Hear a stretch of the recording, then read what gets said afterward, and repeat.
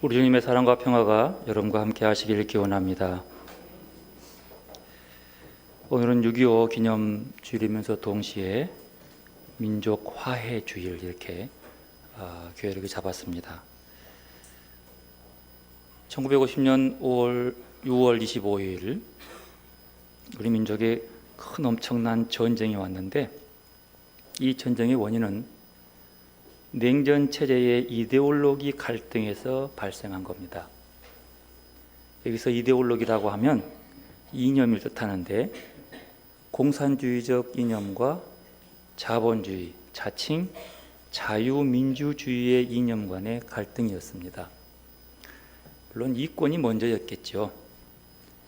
당시 2차 대전이 끝나고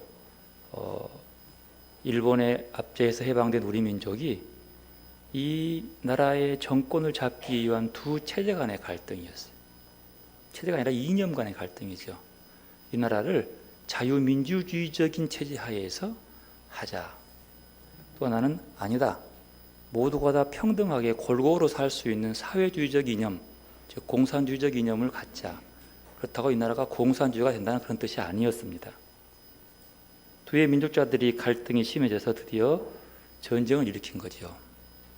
이 전쟁을 일으키는 배경에는 우리나라가 중심이 된 것이 아니라 외세들이 저 중심이었습니다. 한국전쟁은 우리 민족끼리의 전쟁을 부추기는 외세였어요. 그리고 남쪽에서는 미국에서 공부하고 온 사람들이 그쪽으로 뭉쳤고, 북쪽은 저쪽 중국이나 러시아 쪽에 있는 부분을 놓고 함께 나누게 된 거죠. 그리고 이 나라의 전쟁에 드디어 개입은 미국을 유시한, 일본을 유시한 남쪽, 중국과 러시아를 유시한 북쪽, 양쪽에서 서로 개입합니다. 그 양쪽의 외세의 개입은 결코 우리나라를 유익하게 위한 것이 아니라 자기 나라의 유익을 위해서 개입한 겁니다. 다른 말로 하면 돈이 눈에 보일 때는 개입한 것이지 결코 이 나라를 위해서 그런 것이 아닙니다. 그리고 싸움을 부추기지요. 우리를 위해 목숨을 버린 것이 아니라 자기들이 이 나라를 통해서 얻을 이익을 생각해서, 아니 이 나라를 통해서 중국을 견제하고 또 중국은 일본을 견제하고 서로 자기들의 정세의 싸움에서 우리가 틈바구니에 낀 거죠. 우리의 이념 갈등이 그런 강대국에 이용당한, 그리고 전쟁으로 말미암아서 수백만 명이 목숨을 잃게 되고 갈등으로 가족 간에 서로 죽이고 죽이는 이런 이데올로기의 갈등의 시발점이 여순 사건에서부터 시작됩니다. 이게 폭발하기 시작한 거예요. 우리의 이념 갈등은 외세의 이용을 당해서 이런 아픔이 6.25 전쟁 70년이 다 되어가는 지금까지도 그 갈등이 우리에게 이렇게 아프고 힘들게 하고 사람을 의심하게 만드는 꼴이에요. 아직 이 나라에는 전쟁이 끝나지 않았습니다. 아직도 전쟁 중입니다. 다만 지금은 휴전했습니다. 휴전은 언제든지 재개할 수 있어요. 휴전은 전반전 끝나고 쉬었다가 후반전 할 준비하고 있는 중이에요.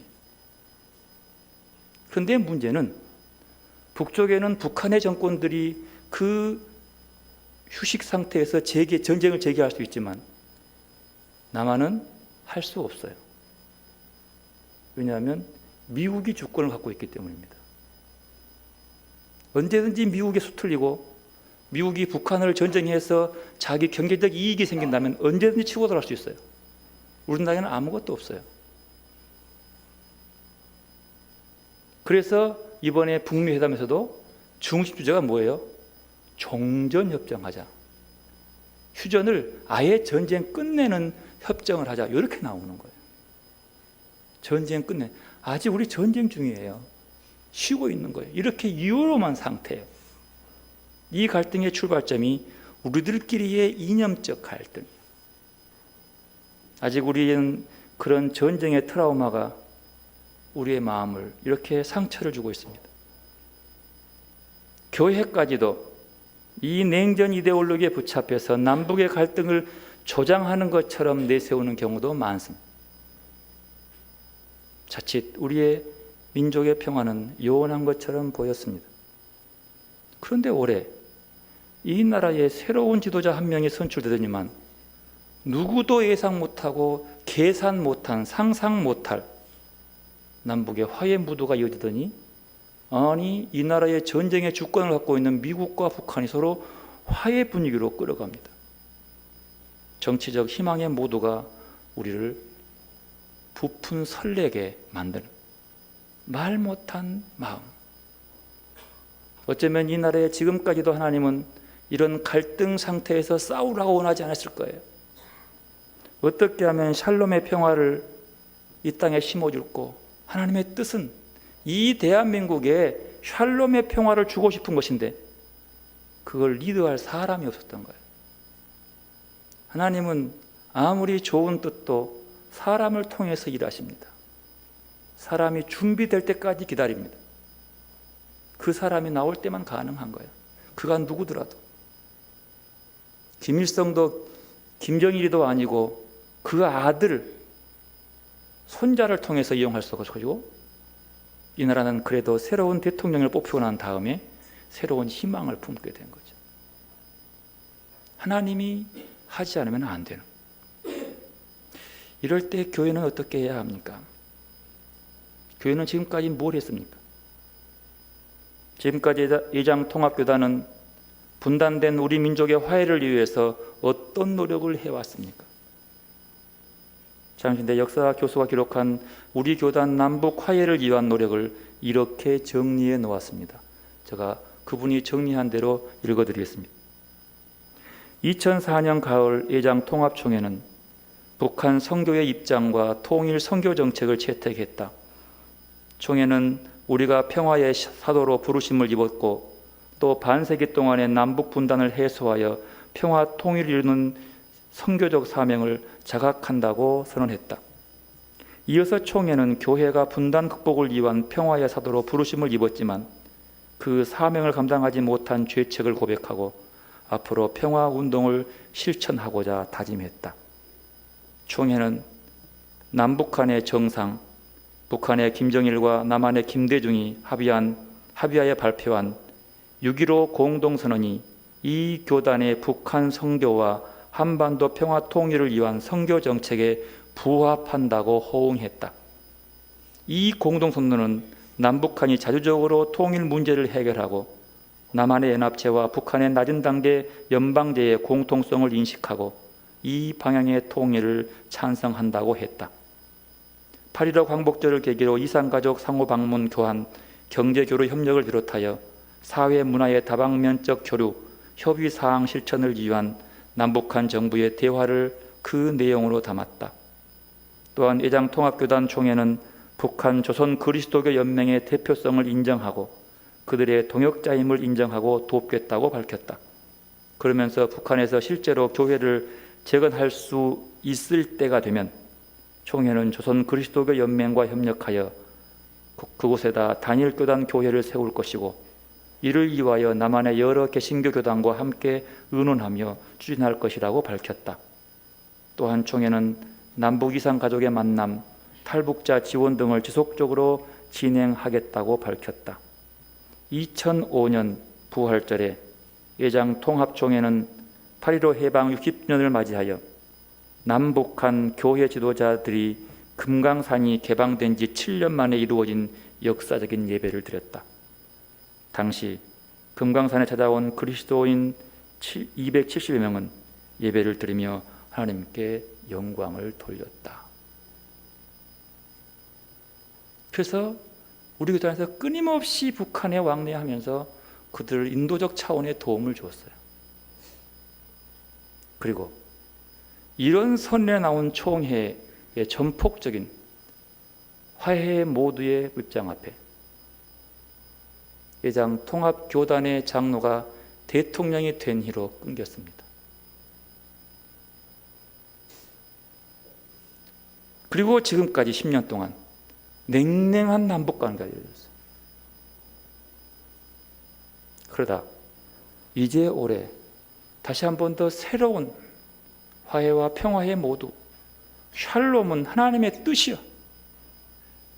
일꾼을 부르고 있지만 일꾼이 없어서 못 세웠지만 이제는 또다시 우리를 부르는 음성 앞에 우리 총회는 거기에 응답하면서 남북 평화와 화해와 통일을 위한 온 교단의 기도문을 호소합니다. 여러분, 주보에 꽂혀있는 카드가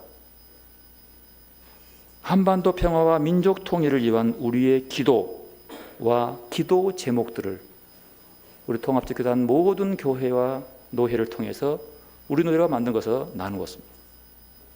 매일 12시 정오에 이 기도문을 함께 기도하면서 민족의 화해를 하자고 새롭게 시작하면서 다시 한번 2004년 5년에 있었던 이런 우리 교단의 결의를 새롭게 하면서 우리도 그 뜻을 이루어가려고 기도합니다. 여러분도 이 기도에 동참할 수 있기를 바랍니다. 한국교회가 하나님 나라의 자유, 정의, 화해가 실현되는 한반도의 통일과 이 세상의 평화를 위해서 더 기도해야 할 것입니다. 그리고 이 시간 참 평화의 열쇠는이라고 하는 고 김수환 추경의 하늘나라에서 온 편지의 일부를 제가 읽어드리겠습니다. 인도 캘커타의 마더 테레사님이 방한했을 때 한 기자가 세상은 점점 풍요로워지는데 왜 가난한 사람들 숫자는 줄어들지 않는 것입니까? 라고 물었습니다. 테레사 수녀님은 우리가 나누며 살지 않기 때문입니다. 라고 대답했습니다. 기자가 이어서 어떻게 하면 빈곤 문제를 해결할 수 있을까요? 하고 묻자 테레사 수녀님은 서로 나누면 됩니다. 라고 말했습니다. 참으로 단순하면서도 전곡을 찌른 대답입니다. 평화의 문제도 이와 같습니다. 평화가 없는 것은 우리가 서로 나눌 줄 모르기 때문입니다. 가진 자가 가지지 못한 자와 나눌 줄 모르고 부자 나라가 가난한 나라와 나눌 줄 모르기 때문에 혼란이 끊이지 않는 것입니다. 우리는 평화를 지키려면 힘이 있어야 한다고 말합니다. 일면 타당한 생각입니다. 머리맡에 총을 놔두고 자야 안심할 수 있는 게 평화입니까? 그것은 죽음과 침묵의 평화입니다. 참 평화는 모든 인간이 천부적 존엄성을 지닌 인격체로서 자유를 누리는 상태를 말합니다.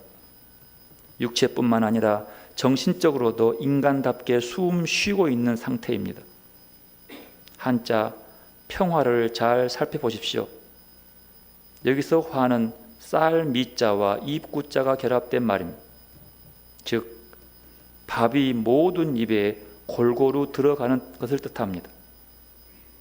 참 평화를 얻으려면 고루 나누어야 합니다. 가진 것뿐만 아니라 기쁨과 슬픔, 고통도 나누어야 합니다. 결국 서로 사랑하는 것이 평화의 지름길입니다. 여러분, 그리스도인이란 어떤 사람들을 보고 그리스도인이라고 합니까? 그리스도인다운 삶을 살아내는 사람이 그리스도인입니다. 그리스도인다운 삶은 어떤 삶입니까? 예수님이 사셨던 삶을 닮아가려고 하는 것이 그리스도인다운 삶입니다. 그러면 하나님의 백성은 어떤 삶을 살아내야 하는 겁니까? 하나님의 백성은 하나님의 백성다운 삶을 사는 사람들이 하나님의 백성들이에요. 어떤 삶입니까? 하나님의 말씀을 따라 사는 사람들이 하나님의 백성들입니다. 즉 하나님의 다스림에 순종하고 그 말씀을 받고 그분을 우리의 왕으로 모시며 그분의 명령에 절대적 순종하는 사람들이 하나님의 백성들이죠. 모든 삶의 자리에서 하나님의 명령 앞에 순종하는 삶. 우리는 지난 주일에 이스라엘 백성들이 사무엘에게 나와서 하나님의 백성다움을 포기하고 다른 나라들처럼 사람으로 왕을 세워달라고 요구하고 고집을 피움을 볼 수 있습니다. 사무엘은 이 상황을 결코 원하지 않았지만 하나님께 그대로 여쭈니 하나님께서 그들의 소원을 들어주라고 말합니다. 그렇게 해서 얻은 왕이 사울왕이었습니다. 사울왕을 세운 이유는 이스라엘 자손 중 그보다 더 준수한 자가 없었더라. 외모가 준수했습니다. 왕다운 기품이 있었습니다. 키도 컸습니다. 젠틀했습니다. 그래서 그를 왕으로 세운 겁니다.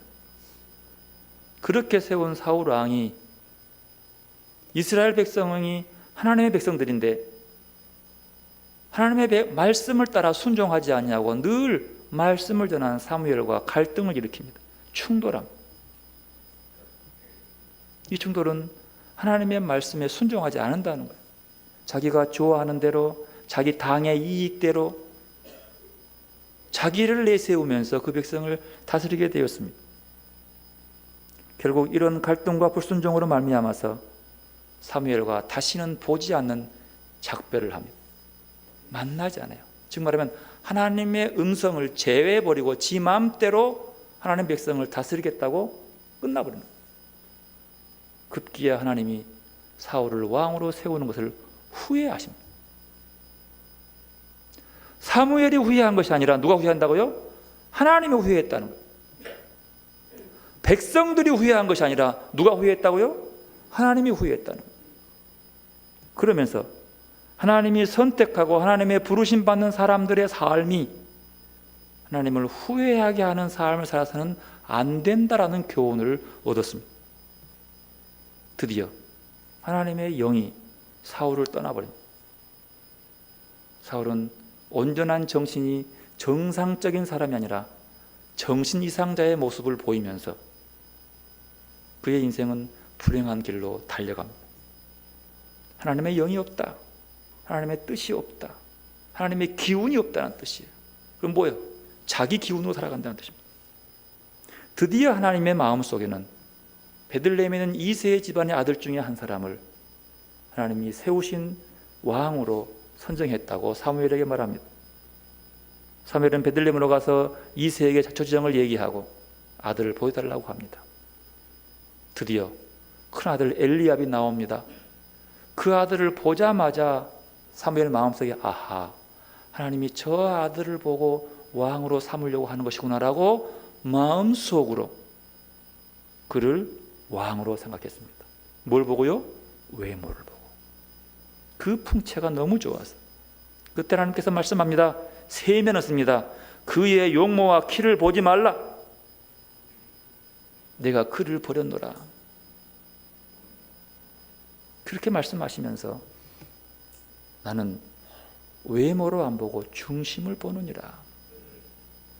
이 말을 듣고 사무엘이 7명의 아들을 다 본 다음에 또 아들이 없냐고 사무엘은 하나님의 눈으로 보기 시작합니다.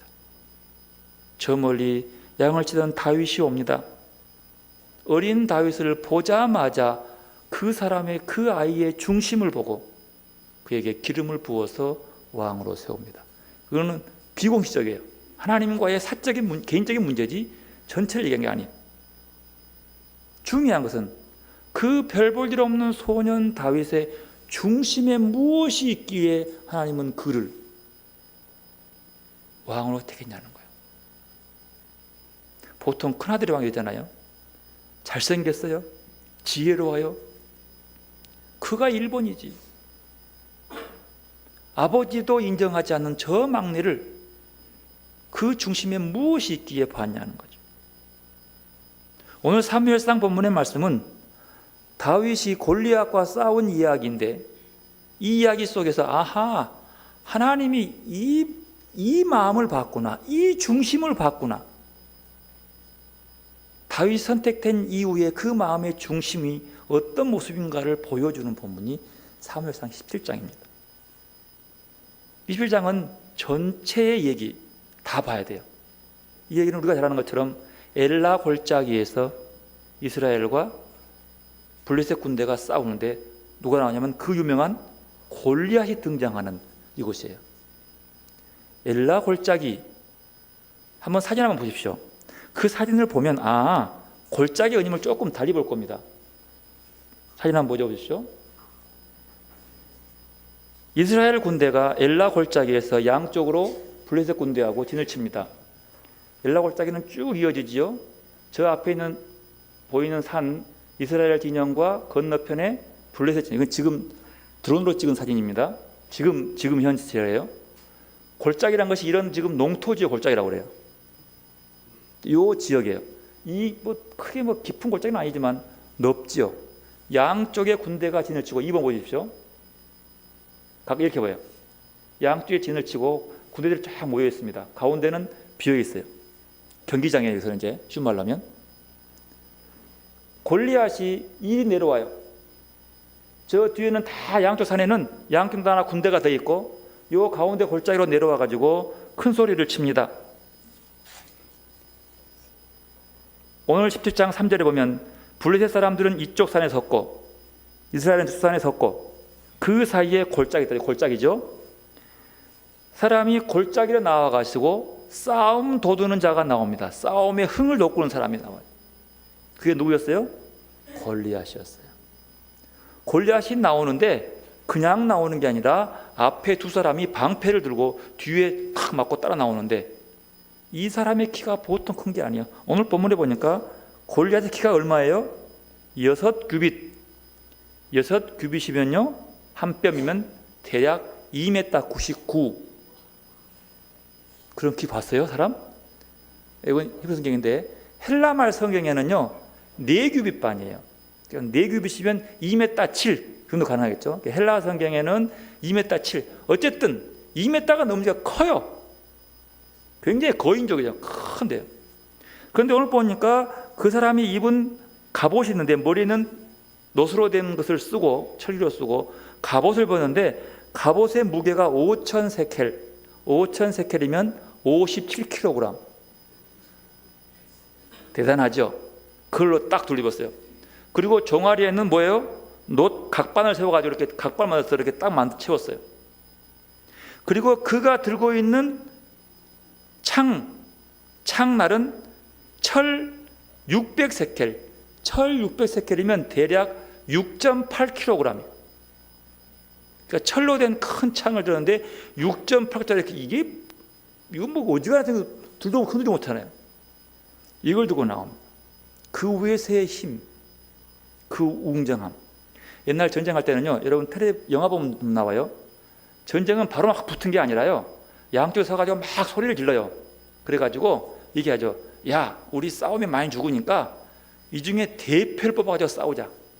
그래서 한 사람이 죽이면 이긴 사람이 승리하는 것이고 이렇게 그런 전쟁을 고대는 많이 했대요. 그래서 10명 이렇게 해서 소수가 나와가지고 싸워서 승리한 팀이 승리하는 것을 이렇게. 똑같이 여기도 골리앗이 나와서 말합니다. 야, 싸울 필요 있냐? 내가 이쪽에 제일 싸움 잘하니까 나하고 이쪽하고 싸워서 이긴 사람이 승리하도록 하자 라고 외치는 거예요. 한번 나와봐라. 너 하나님 믿는다면서 하나님의 이름 가지고 나와 라고 싸우는 거예요. 하나님의 이름을 모독하면서 다가옵니다. 그의 골리앗 앞에 이스라엘 백성들의 반응은 이렇습니다. 11절 말씀 함께 읽읍시다. 사울과 온 이스라엘이 블레셋 사람의 이 말을 듣고 놀라 크게 두려워하니라. 두려워해서 두려울 수밖에 없죠. 누가 이기겠어요? 이 두려움 속에 있는 그 속에 마침 소년 다윗이 그곳으로 옵니다. 들어오고 있는데 역시 또 골리앗이 나와가지고 소리 지면서 야, 사람 없냐라고 막 얘기하는데 막 하나님 모욕하는 거예요. 다윗이 얘기를 들었어요. 이 말을 듣고 다윗이 들었는데 이스라엘 사람들이 그 말 듣고 더 무서워해요. 24절 읽어봅시다. 이스라엘 모든 사람이 그 사람을 보고 심히 두려워하여 그 앞에서 도망하며. 얘는 도망까지 가네. 뭐 때문에요? 키 크고 철갑옷 들고 누구도 그와 대결할 수 있는 상황이 없는 거예요. 근데 이 광경을 보면서 하는 말이 야, 누가 싸울 사람 없어? 지는 못 나가면서 부추기는 거야. 야, 싸워서 이기면 사울이 지 딸을 준대. 사위 삼은데 막 이러면서 막 웅성거리는 거예요. 다윗이 그 얘기를 듣습니다. 그리고 다윗이 어린 소년이 옆에 있는 군인들에게 이런 말을 합니다. 26절 함께 읽읍시다. 다윗이 곁에 서 있는 사람들에게 말하여 이르되 이 블레셋 사람을 죽여 이스라엘의 치욕을 제거하는 사람에게는 어떠한 대우를 하겠느냐? 이 할례 받지 않는 블레셋 사람이 누구이기에 살아계신 하나님의 군대를 모욕하겠느냐? 이게 무슨 말이에요? 아니 이게 제가 누군데 말이야. 하나님의 살아계신 하나님의 이름을 모욕해? 이게 말이 되냐고. 뭐 이게 성질 내는 거예요. 이럴 수 있냐고. 다 무서워서 그 힘 앞에 벌벌 떠면서 우리는 못 이겨. 끝났어. 뭐 이런 상황인데. 다른 거 없어요. 왜 하나님은 하나님의 이름을 얘기하면서 그 군대의 모욕을 참지 못합니다. 이 말을 들은 그 형 엘리압이 화가 났습니다. 이 철단싸에 없는 자식이 와가지고 이런 모양이에요. 28절 말씀 읽읍시다. 그 형 엘리압이 다윗이 사람들에게 하는 말을 들은지라 그가 다윗에게 노를 바라여 이르되 네가 어찌하여 이리로 내려왔느냐? 들에 있는 양들은 누구에게 맡겼느냐? 나는 내 교만과 내 마음의 완악함을 아노니 내가 전쟁을 구경하러 왔도다. 무슨 말이야? 네가 전쟁이 지금 장난인 줄 아냐? 애들 전쟁 놀이 하는 건 줄 아는 거냐? 아, 이 녀석아, 지금 이건 큰 전쟁이야. 우리도 지금 쟤하고 못 싸서 무서워하는데 네가 뭐 와가지고 그런 소리 하고 있냐고. 이것이 엘리야의 눈입니다. 이 얘기를 소문을 듣고 나는 사울이 다윗을 부릅니다. 그 다윗의 부름 앞에 다윗은 사울 앞에 가서 이렇게 얘기를 해요. 32절 함께 읽읍시다. 다윗이 사울에게 말하되 그로 말미암아 사람이 낙담하지 말 것이라 주의 종이 가서 저 블레셋 사람과 싸우리이다. 이런. 여기서 그는 골리앗이에요. 아니 조그만한 소년이 가가지고 왕 앞에 합니다. 아니 왕이셔 저 군인으로 말미암아서 저 골리앗으로 말미암아서 낙담하지 마십시오. 주의 종 아니 내가 나가서 제가 싸울랍니다. 이스라엘 군대 아무도 나서지 않는데 어린 소년이 자기 형 도시락 싸들고 왔다가 한 소리가 내가 싸우겠다고. 사울이 그 말 듣고 이렇게 말합니다. 33절 함께 읽습니다. 사울이 다윗에게 이르되 내가 가서 저 블레셋 사람과 싸울 수 없으리니 너는 소년이요 그는 어려서부터 용사임이니라. 야, 넌 안 돼. 쟤는 처음부터 그 군사훈련 해오는데 너는 지금 겨우 양이나 치면서 너 못 싸워, 못 이겨.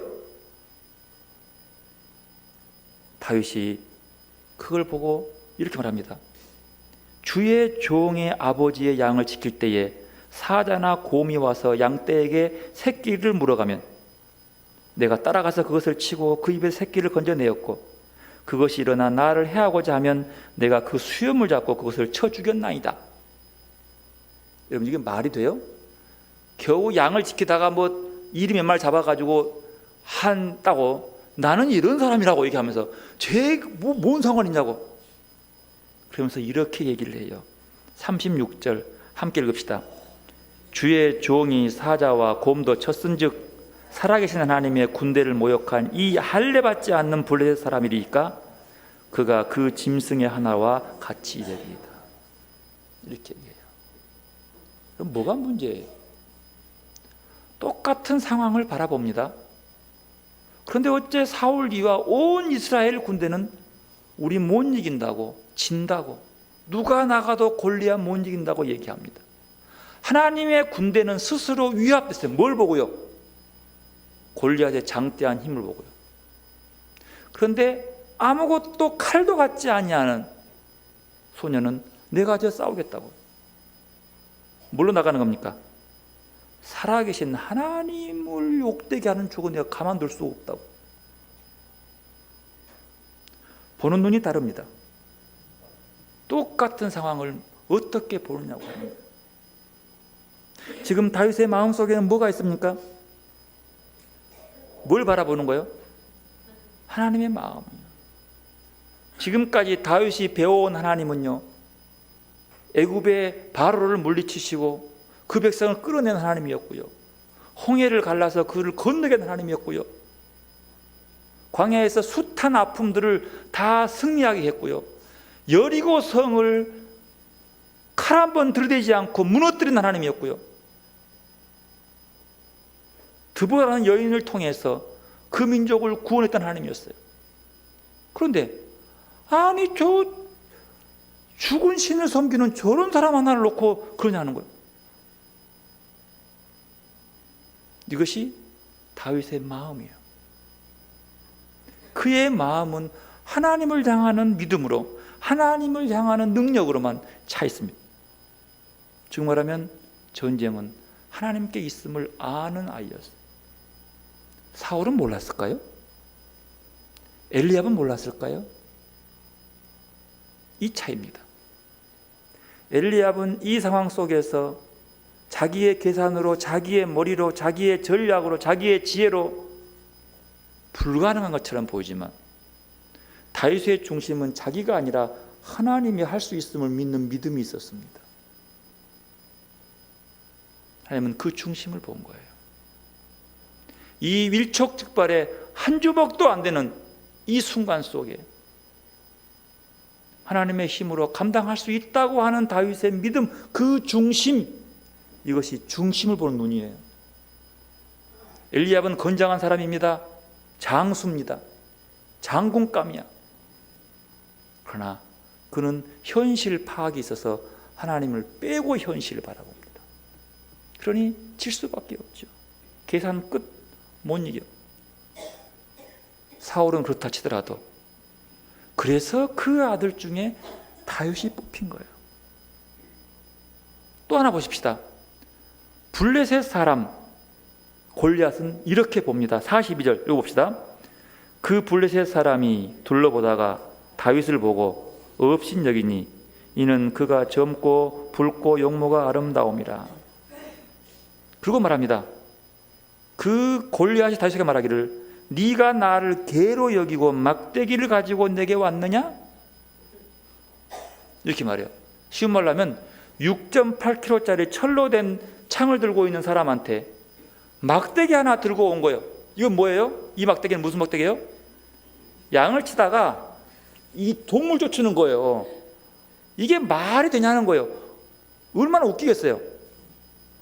그러니까 네가 그걸 가지고 아이고 이런, 그래 네가 왔으니까 좋다. 뭐라 하냐면 내가 네를 잡아가지고 네 살을 공중에 새밥으로 줘버릴게. 그렇게 얘기합니다.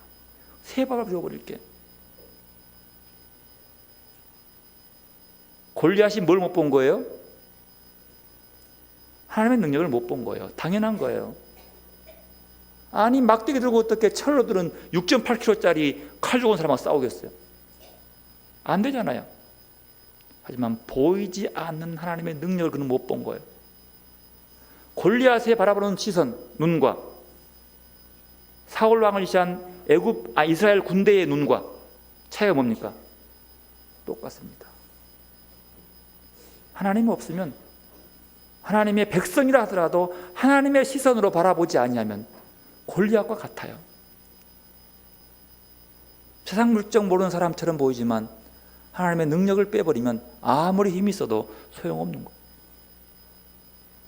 그리고 그런 눈으로 바라보는 골리앗 앞에 다윗은 이렇게 나갑니다. 45절 읽읍시다.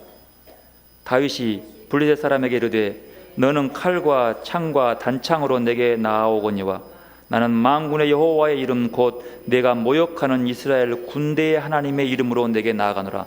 뭘로 가요? 하나님의 이름으로요. 하나님의 이름으로. 누가 하나님의 이름으로 나간 걸 이기겠습니까? 그러면서 말합니다. 47절 또 여호와의 구원하심이 칼과 창에 있지 아니함을 이 무리에게 알게 하리라. 전쟁은 여호와께 속한 것인즉 그가 너희를 우리 손에 넘기시리라. 아니 막대기 하나 들고 온 다윗이 한 얘기 말 됩니까 이게? 그러나 그는 뭘 믿는 거예요? 그 싸움의 결과가 49절에 있습니다. 함께 읽읍시다. 손을 주머니에 넣어 돌을 가지고 물매로 던져 블레셋 사람의 이마를 치매 돌이 그 이마에 박히니 땅에 엎드려지니라. 막대기 하나가 이겼어요. 승리는 소년의 것이었습니다. 그런데 성경은 이렇게 기록해요. 50절 함께 읽읍시다. 다윗이 이같이 물매와 돌로 블레셋 사람을 이기고 그를 쳐 죽였으나 자기 손에는 칼이 없었더라. 무슨 말이에요? 칼이 없었더라. 묵직하고 무겁고 긴 창을 들고 온 철갑옷을 입고 온 그 사람을 칼도 없는 사람이 이겼어요. 누가 이긴 거요? 다윗이 이긴 거요? 하나님이 이긴 거요. 다윗은 칼 들고 나간 것이 아니라 뭘 의지했어요? 하나님의 이름을 의지한 거야. 자기가 나섰지만은 하나님의 자기를 통해서 일함을 느끼는 사람이에요. 자기는 한계가 없어요. 이 말이에요. 칼도 없었더라. 근데 쳐 죽여요. 그럴 수 있어요? 누구 때문이야? 하나님이에요. 자기는 없는 거예요. 이 마음, 이 중심, 하나님이 그걸 보고 사람을 택한 거예요. 그걸 보고 다윗을 택한 거예요. 다윗의 인생에는 다윗이 없어요. 누구만 있어요? 하나님만 있는 거예요. 하나님이 그를 왕으로 세우신 거예요. 그 사람의 뜻이 이루어지는 거예요. 이게 오늘 본문의 얘기예요. 중심에 뭐가 있느냐. 오늘 마가복음 본문도 마찬가지입니다. 마가복음 본문에서 배를 타고 갈릴리 호수를 지나가는데 광풍이 있습니다. 배가 뒤집어집니다. 배 안에 예수님이 잠자고 있습니다. 근데 죽게 되었습니다. 아무리 봐도 죽을 지경입니다. 그래서 그들은 말합니다. 우리가 죽게 되었다고. 죽게 되었다고. 그때 주님 말합니다. 무슨 말이냐?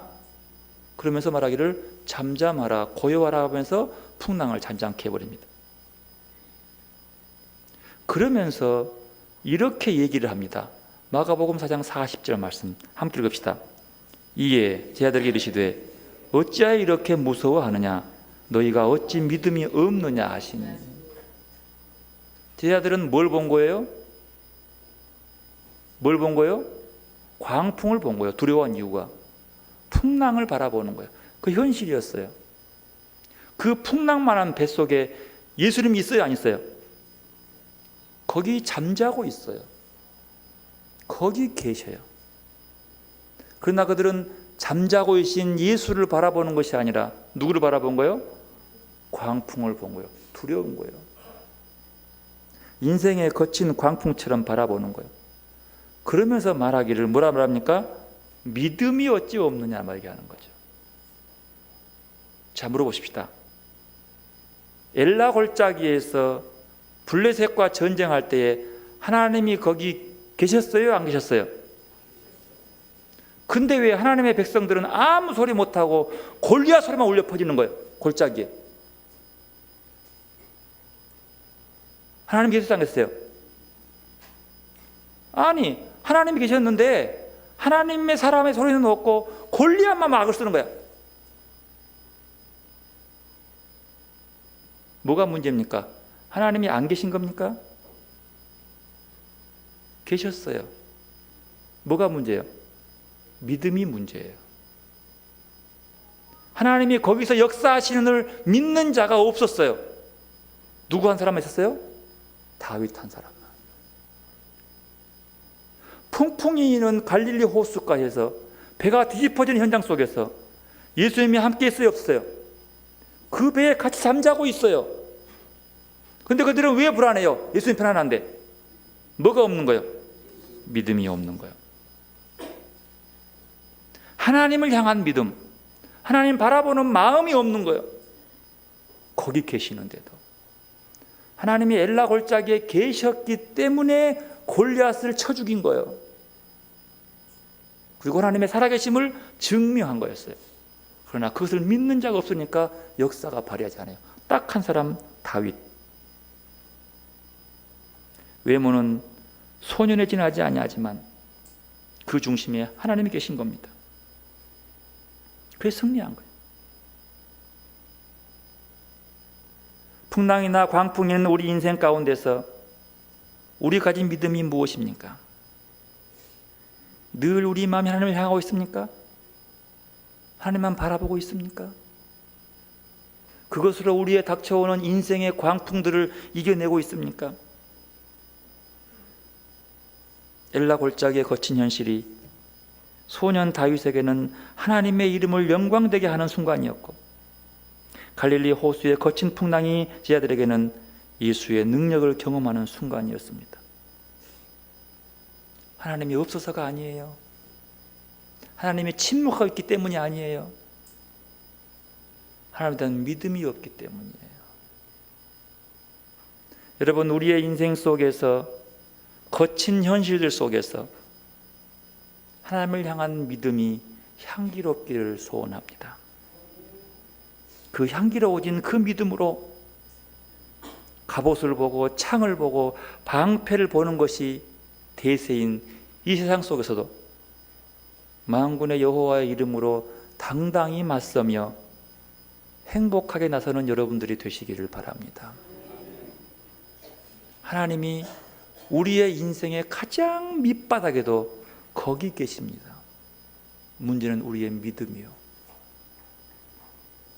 하나님이 함께 하심을 믿고 믿음으로 하나님의 능력으로 살아가는, 그리고 다윗 같은 풍랑이 있는 속에서 주님이 잠자시는 평온함으로 살아갈 수 있는 여러분들이 되시기를 바랍니다. 기도로 나가십시다. 우리 중심이 하나님께로 향해 있는지